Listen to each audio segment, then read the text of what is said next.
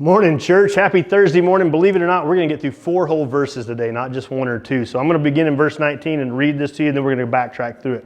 This is how we know that we belong to the truth and how we set our hearts at rest in His presence. So John's been telling us what it means to follow Christ, how we love, and if we're going to be like Christ, we're going to have to love like Christ. And then he keeps going and he hammers it one more further. This is how we know that we belong to the truth. He says, "Dear friends," in verse 21, "if our hearts condemn us, we know that God is greater than our hearts, and He knows everything." So if we're doing something and our heart condemns us, I think what he's saying here is it's our spirit, because the Spirit lives in us, and it begins to condemn what we're doing. Like I was talking about yesterday, my own conviction about how I'm a little bit too critical of those in need and maybe a little jaded, and my heart began to condemn me. And what it tells me here is if our hearts do condemn us, we have confidence before God.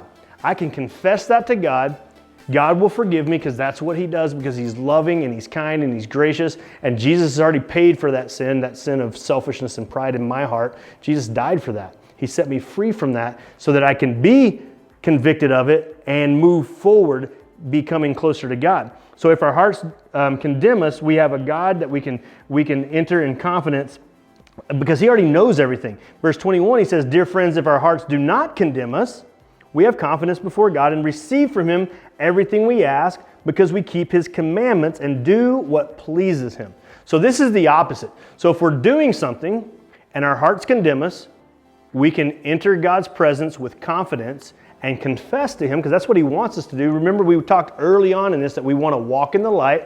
We want everything to be exposed. And as Christians, the more we learn about ourselves, the more God exposes in His light. And we turn and we agree with God that He's right, that I was wrong, I was in sin, and He wants to set me free from that. But if my heart does not condemn me, that means I've probably grown and matured, and I'm doing the right things.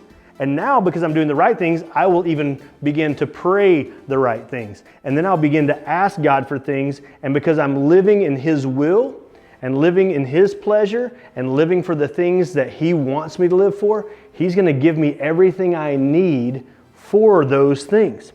And so it says we have confidence before God and we receive anything we ask because we keep His commands and do what pleases Him. And as we continue to live a pleasing life to God, not to maintain our salvation, don't hear me wrong, we have our salvation in Christ. The things that we do because we want to please the Father. Just like I want my kids to do things that I want them to do because it's what's best for them. And when they do the things that I ask them to do, it shows that they trust me, and I in turn am pleased with them, and I hopefully can reward them for that. And that's what God is telling us here. He wants to give us the things that we ask for as we're walking in His mission and in His glory and bringing that gospel to the world. And I can't wait to share Friday's message with you tomorrow morning.